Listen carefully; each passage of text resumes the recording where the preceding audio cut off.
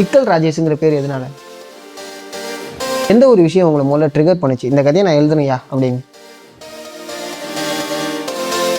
அவன் psycho psycho பிறப்பால் ஒருத்தன் சைக்கோ கிடையாது. ஓகே. இவனை சுற்றி நடக்கிற விஷயங்களில் அவன் அழுத்தி மனம் உடஞ்சி போய் ஒரு நாள் பிளாஸ்ட் ஆகிறான், சில விஷயங்கள்லாம் பண்ணுறான். ஓகே. அப்படி தான் இந்த படம் மூவ் ஆகும். தினமலர் நேயர்களுக்கு வணக்கம். நான் உங்கள் சதீஷ். இன்னைக்கு நம்ம கூட இரவின் விழிகள் டீம் தான் இருக்காங்க. வணக்கம் மகேந்திரன். வணக்கம் நீமாரே.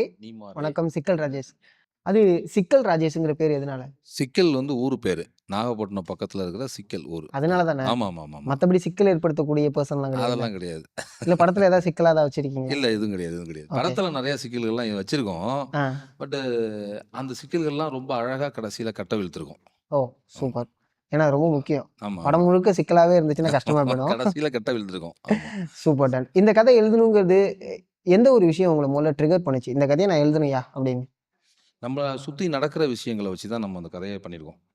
நம்மளை சுற்றி நடக்கிற விஷயங்கள்லாம் நம்ம சின்ன வயசுலேருந்தே எல்லாருமே, நானாக இருந்தாலும் நீங்களாக இருந்தாலும், இங்கே எல்லாருமே ஒரு விஷயத்தில் கம்பல்சரி ஏதாவது ஒன்றுத்தில் ஸ்பார்க் ஆகி நம்ம பாதிக்கப்பட்டிருப்போம். ஆனால் அதை கடந்து வந்துக்கிட்டே இருப்போம்.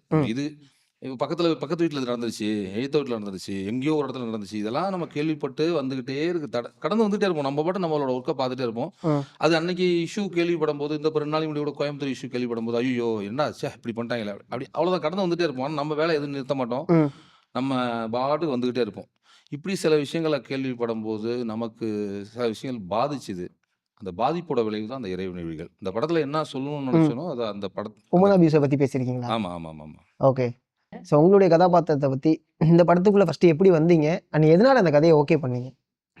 ஃபர்ஸ்ட் ஆஃப் ஆல் என்னென்னா, இது எனக்கு நரேஷன் ஃபர்ஸ்ட் ஆஃப் ஆல் எனக்கு பிடிச்சிருக்கு. சார் சொல்லும்போது ஐ காட் தி கால் எனக்கு.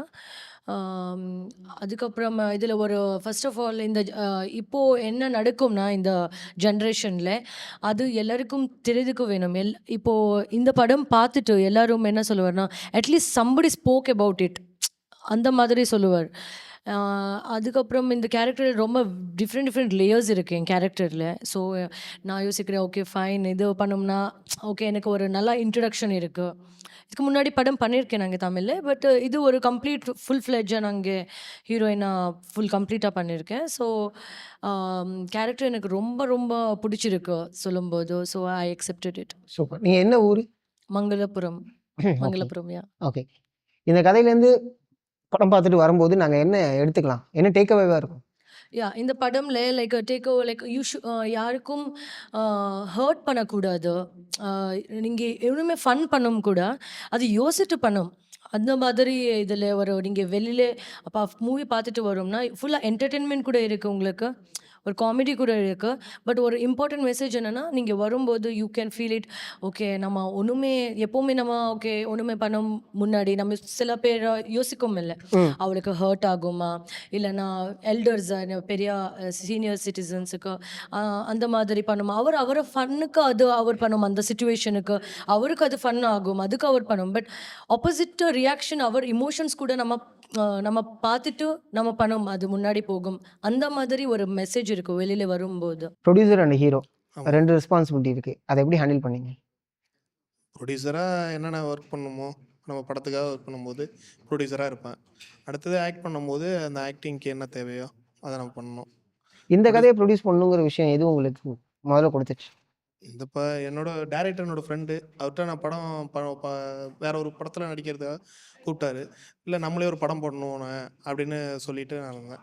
சரின்ட்டு அப்படியே இருக்கும்போது கொஞ்ச நாள் கழிச்சு மீட் பண்ணும்போது என்னென்ன படம் பண்ணிட்டீங்களா அப்படின்னு கேட்டேன். இல்லை ப்ராசஸ் போயிட்டுருக்கு, கொஞ்சம் நாளில் ஸ்டார்ட் பண்ணுவேன் அப்படின்னு சொல்லும்போது, இல்லைண்ணா நம்மளே ஒரு படம் பண்ணோன்னே அப்படின்னு சொல்லி தான் இந்த படம் உருவானது. ஃபுல் அண்ட் ஃபுல் ஃபாரஸ்ட்டில் ஷூட் பண்ண மாதிரி இருந்துச்சு. டேரக்டர் உங்கள் ஹேண்டில் பண்ண விதம், லைக் ஒரு சீனை சொல்லிட்டு எனக்கு இப்படி தான் வேணும் அப்படின்னு அந்த ஒரு எக்ஸ்பீரியன்ஸ் இருக்கும்ல, அதை சொல்லுங்கள். இப்போ ஷூட்டுக்கு போகும் முன்னாடி ஒரு நைட் முன்னாடி அவர் சொல்லுவார், லைக் இந்த நாளைக்கு என்ன சீன் இருக்குது, என்ன மாதிரி. சில டைம் உங்களுக்கு தெரியுமில்ல அது சேஞ்ச் ஆகும். அப்புறமா சார் நிறையா ஸ்பாட்லேயே சேஞ்ச் பண்ணியிருப்பார். அவருக்கு ரொம்ப தாட்ஸ் ஐடியாஸ் எல்லாமே கண்டினியூஸ்லி வரும், ஃப்ளாஷ் ஆகும் ஐ திங்க். ஸோ அவர் எக்ஸ்பிளைன் பண்ணும்போதோ எனக்கு தெரியல. லைக் தமிழ்ல அவர் எனக்கு எக்ஸ்பிளைன் பண்ணோம் கம்ப்ளீட்டா. ஒண்ணுமே யாருமே இங்கிலீஷோ இல்லைனா வேற லாங்குவேஜ் யாருமே பேசமில்ல செட்லேயும். ம். ஸோ நாங்க எனக்கு தமிழ் கொஞ்சம் கொஞ்சம் வரும் அதுக்கு முன்னாடி. இந்த படம் பண்ணும்போது கம்ப்ளீட்டா லைக் நாங்க இப்போ பேசும்போது you can understand right. So அவ்வளோ லைக் இம்ப்ரூவ்மெண்ட் ஆயிடுச்சு எனக்கு. அண்ட் அவர் எக்ஸ்பிளைன் பண்ணோம்னா தமிழில் எக்ஸ்பிளைன் பண்ணோம். அண்ட் அது எனக்கு லைக் இப்படி இப்படி இருக்கு, you should do like this. So I could take it. அது எனக்கு I could take it, I would do it. Trailer பார்க்கும்போது ஒரு மர்டர் மிஸ்ட்ரியாக இருந்துச்சு, இல்லை ஒரு சைக்கோ த்ரில்லராக இருந்துச்சு. ஆனால் நீங்கள் சொல்கிறதெல்லாம் வச்சு பார்க்கும்போது உமன் அபியூஸை பற்றி பேசினதா சொல்கிறாங்க. அவங்க வந்து ஒருத்தவங்க ஹர்ட் ஆகக்கூடாது, நம்ம நகைச்சுவையாக பண்ணுறோம், ஆப்போசிட் இருக்கவங்க ஹர்ட் ஆகும், இந்த ஆமா. விஷயங்கள்லாம் சொல்கிறீங்க. ஆக்சுவலாக அந்த படம் என்ன படம்? சைக்கோ த்ரில்லர் தான். ஓகே. சைக்கோ த்ரில்லர் மூவி தான் அது. ஆ. அதுல இது எல்லாமே சொல்லியிருக்கோம். அவன் ம். சைக்கோ ஒருத்தன் வந்து சைக்கோ வந்து பிறப்பால ஒருத்தன் சைக்கோ கிடையாது. ம். அவனை சுற்றி நடக்கிற விஷயம் தான் அவன் ட்ரிகர் ஆகி தான் அவன் வந்து ரிவெஞ்ச் பண்ணுங்கிற இது வேற. அவன் கோவப்பட்டு பர்சனலாக ஒருத்தனுக்கு ஹேட் ஆகி அவன் வந்து ரிவெஞ்ச் பண்ணுறாங்கிறது வேற. ஓகே. இவனை சுற்றி நடக்கிற விஷயங்களில் அவன் அழுத்தி அழுத்தி மனம் உடஞ்சி போய் ஒரு நாள் பிளாஸ்ட் ஆகிறான். பிளாஸ்ட் ஆனதில் அவன் வந்து என்ன பண்ணுறதுன்னு தெரியாமல் ஒரு நைட்டில் அவன் என்ன பண்ணுறதுன்னே தெரியாமல் சில விஷயங்கள்லாம் பண்ணுறான். ஓகே. அப்படிதான் இந்த படம் வந்து மூவ் ஆகும். ஓகே. ஓகே. அதுக்குள்ள சொன்னல இதுக்கு முன்னாடி அவனுக்கு பிளாஸ்ட் ஆகுதுல்ல, ம். அதுக்கான காரணங்கள்லாம் இவங்களா இருப்பாங்க.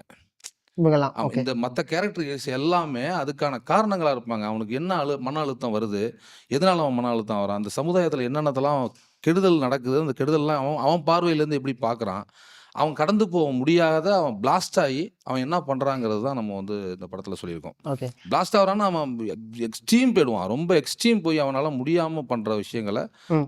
அழுத்தம் திருத்தமாக சொல்லியிருக்கோம். ஒரு நைட்டில் நடக்கிற விஷயம் தான் அது. சூப்பர். ஃபாரஸ்ட்டில் ஷூட் பண்ணும்போது, அதாவது நம்ம நிலப்பரப்பில் நார்மலாக ஷூட் பண்ணாலே நிறைய ஸ்ட்ரகிள்ஸ் இருக்கும். அதுவும் மலைப்பிரதேசங்கிற மாதிரியான இடத்துல வந்து நம்ம ஷூட் பண்ணுறோம், ஃபாரஸ்ட்டில் ஷூட் பண்ணுறோம் அப்படின்னாலே அங்கே இருக்கக்கூடிய ஸ்ட்ரகிளிங்கே ரொம்ப அதிகமாக இருக்கும். ஃபார் எக்ஸாம்பிள் நம்ம ஸ்பாட் இந்த இடத்துல இருக்குன்னா கேரவன் ரொம்ப தூரத்தில் இருக்கும். அதுமாரி வேறு என்னென்ன விஷயங்கள் நீங்கள் வந்து ஃபேஸ் பண்ணீங்க? இதில் வந்து ட்ரக் எதுவுமே உள்ளார போக முடியாது. ம். நாங்கள் தங்கியிருந்தது வந்து வெள்ளிமலைன்னு சொல்லி ஒரு ஏரியா. ம். ஏற்காடுக்கும் மேலே, ஏற்காடுலேருந்து இன்னொரு ஒரு 40 கிலோமீட்டர்ஸ் மேலே போனோம். ம்.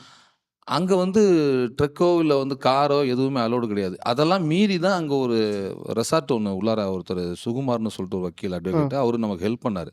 என்னோட ரெசார்ட் இருக்குது ஆனால் தங்கிங்கன்னு சொல்லி. அப்போ அங்கே தங்கி அங்கேருந்து நம்ம வந்து ஒரு 2 கிலோமீட்டர் 4 கிலோமீட்டர் எல்லாம் வாக்கு தான். ஓகே. எல்லாமே எல்லா எக்யூப்மெண்ட்டும் தூக்கிட்டு நடந்து போய் தான் மேலே போய் நடந்து போய் தான் எந்த இடத்துக்கு நம்ம சூஸ் பண்ணியிருக்கோமோ அந்த இடத்துல போய் நம்ம ஷூட் பண்ணிட்டு திருப்பி நடந்து வரணும். ஓகே. இது வந்து எனக்கு டேல வந்து எனக்கு நிறைய ஸ்ட்ரகிள் நடந்திருக்கு, பிரச்சனை நடந்திருக்கு டேல. இது சில நேரங்களில் நைட்டில் ஷூட்டு ம். ப்ராப்ளம் ஆகும். எங்கேருந்து ஆரம்பிக்கும்னா பர்மிஷன்லேருந்தே ஆரம்பிச்சிடும் பிரச்சனை. ஓகே. ஓகே. பர்மிஷன் கொடுக்க மாட்டாங்க. அங்கெல்லாம் வந்து ஸ்மோக் பண்ணக்கூடாது. ம். இந்த 65 பேர் டீம் இருக்காங்கன்னா அந்த 65 70 பேரையும் நம்ம பார்த்துக்கணும். எல்லாருமே மேக்ஸிமம் ஸ்மோக் பண்ணாமல் இருக்க ம். மாட்டாங்க. அவங்கள நம்ம பார்த்துக்கணும். இப்போ அங்கேருந்தே நமக்கு ஸ்ட்ரகிள் ஆரம்பிச்சிடும். இது ஓகே. எல்லாமே ரெஸ்பான்சிபிலிட்டி டைரக்டரும் ப்ரொடியூசருமா தான் ஸ்டேஷன்லேருந்து எங்கே பார்த்தாலும் நம்ம வந்து எழுதி கொடுத்துட்டு வந்திருப்போம். எந்த ரெஸ்பான்சிபிலிட்டி நாங்கள் எடுத்துக்கிறோம்னு சொல்லி எடுத்துக்கணும். அப்போ அங்கேருந்தே இந்த ரெஸ்பான்சிபிலிட்டி ஆரம்பிச்சிடும். அங்கேருந்து ஆரம்பிச்சதுனாக்கா நம்ம கொண்டு போய் திங்ஸை சேர்க்கறதுலேருந்து திருப்பி அவங்கள கொண்டாந்து ரெக்கவர் பண்ணி கீழே எல்லாரையும் சேஃப்டியாக இருக்காங்களா அப்படிங்கிற வரையுமே நம்ம தான் பொறுப்பு. ஓகே. அதில் நிறைய நடந்திருக்கு. நம்ம தூக்கிட்டு போகும்போது கீழே விழுந்து சில திங்ஸ் உடஞ்சிருக்குது, இவங்களுக்கு அடி நிறையா பட்டிருக்குது. ஒரு 3 பேர் மிஸ் ஆகிட்டாங்க ஒரு தடவை அப்படியே காட்டுக்குள்ள. கரெக்டாங்களா? ஆமாம், காட்டுக்குள்ளே போகும்போது 3 பேர் மிஸ் ஆகிட்டாங்க. அது என்னென்னா அவங்க காட்டுக்குள்ளே வந்து கரெக்டாங்களா? கடைசிட்டாங்க. ஒரு ஸ்மோக்லாம் பண்ணக்கூடாது. நடந்து போகும்போது அவங்க பின்னாடியே ஒரு தடம் தான் இருக்கும். ஒரு தடத்தில் அப்படியே தான் போகணும். ம். அப்படி போகும்போது 7 மணிக்கு நைட் ஷூட்டு ஜென் செட்டு தூக்கிட்டு தான் போகணும். ஒரு 20 ஸ்டெப்பு தூக்கலாம், திருப்பி வச்சுருவாங்க. 20 ஸ்டெப்பு தூக்குவாங்க, திருப்பி வச்சுருவாங்க. இதெல்லாம் தாண்டி நம்ம தூக்கிட்டு போய் அங்கே வச்சோம்னாக்கா சில நேரங்களில் ஒர்க் ஆகாது ஜென் செட்டு. ம். ம். ஜென் செட் ஒர்க் ஆகாமல் திருப்பி எல்லாத்தையும் எடுத்துகிட்டு கீழே வந்த லைட்டிங் எல்லாம் என்ன பண்ணுவீங்க? ஒன்றுமே பண்ண முடியாது. பேபி லைட் 4 லைட்டை வச்சுட்டு ஒன்றுமே பண்ண முடியாது. ம். அதுக்கப்புறம் நான் சொல்லி அப்புறம் வெளியில் சொல்லி ப்ரொடக்ஷனில் சொல்லி பவர்ஃபுல்லான பேபி லைட் கொஞ்சம் எடுத்து சொல்லுங்கள். சப்போஸ் நம்ம அவ்வளோ தூரம் போய் நமக்கு ஃபெயிலியர் ஆகி ரிட்டர்ன் வந்தோம்னா நமக்கு லாஸு, நிறைய லாஸு, எல்லாருக்கும் ரொம்ப ஸ்ட்ரகிளாக இருக்குன்னு சொல்லி அதுக்கப்புறம் பண்ணோம். ஆரம்ப ஸ்டேஜ்லலாம் பார்த்தீங்கன்னா ஒரு தடவை லைட்டிங் இல்லாமல் ரிட்டர்ன் வந்துட்டோம். ஒரு தடவை ஜென் செட் இழுத்து ஸ்டார்ட் ஆகாமல் திருப்பி ரிட்டர்ன்லாம் வந்த டைம்லாம் உண்டு. ஓகே. அப்படி ஒரு 3 பேர் போயிட்டு இருக்கும்போது பின்னாடி தங்கிட்டாங்க ஸ்மோக் பண்ணுறதுக்காக. ம். டீமில் யாராவது பார்த்தாங்க சத்தம் போடுவாங்க. 2 செகண்டில் போயிடலாம், 3 செகண்டில் வந்தாங்க. நாங்கள் எல்லாம் அப்படி அப்படியே போயிட்டு இருந்தோம்ல, அப்படி போயிட்டு இருக்க தூரம் தானேன்னு சொல்லிட்டு நைட்டில் அவங்க இருந்தாங்க.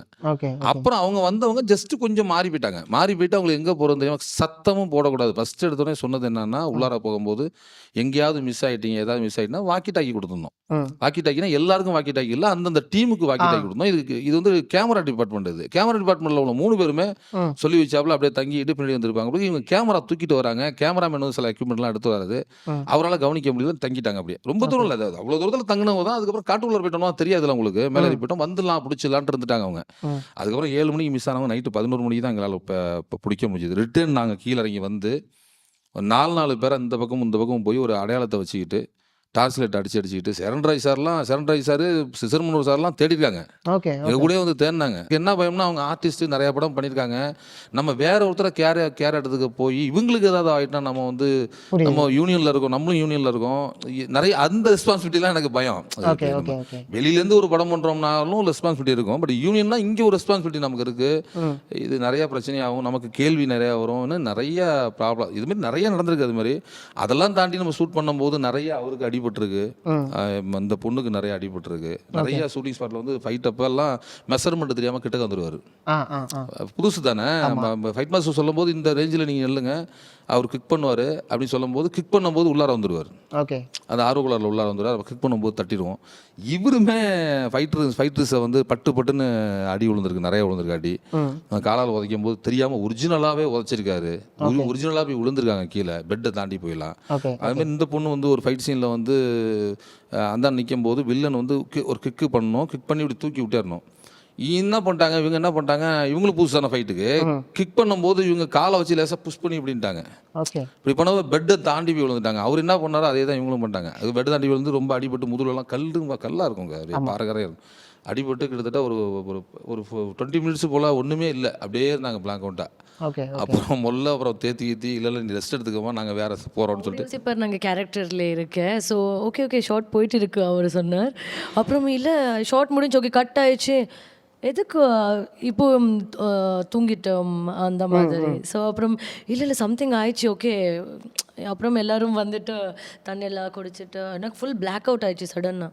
ஓகே. பிகாஸ் ஆஃப் பேக்கில் அது சடனாக அது ஸ்டோன்னா கல் செம்ம பெயின் ஆயிடுச்சு, உடம்பு ரொம்ப பெயின். Okay, okay. ஃபைனலாக அந்த படத்துக்கு ஏன் நாங்கள் வந்து பார்க்கணும்?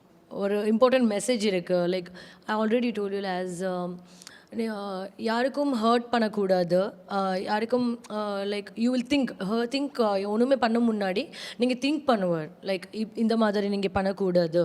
ஸோ அது ஆப்போசிட் பர்சனுக்கும் இதாகிடுச்சு. நீங்கள் செல்ஃபிஷ் மாதிரி யோசிக்க வேண்டாம். அந்த மாதிரி you will get one important message. And finally உங்களுக்கு ஒரு என்டர்டெயின்மெண்ட் இருக்குது. சும்மா ஒரு மெசேஜ் இருக்கும்னா ஓகே சும்மா ஒரு பார்த்துட்டு ஓகே ஒரு ஸ்டோரி போகும், ட்ராமா மாதிரி அந்த மாதிரி இல்லை படம். கம்ப்ளீட்டாக ஒன்றுமே சொல்லும் கூட எங்கேஜிங் அண்ட் என்டர்டெய்னிங் வேல இது கம்ப்ளீட் படம் கொண்டு போயிட்டாரு. ரொம்ப நன்றி, உங்களோட நேரத்துக்கு ரொம்ப நன்றி. இரவின் விழிகள் மிகப்பெரிய வெற்றி அடைன்னு சொல்லிட்டு தினமலர் சார்பாக வாழ்த்துக்களை தெரிவிச்சுக்கிறேன். நன்றி.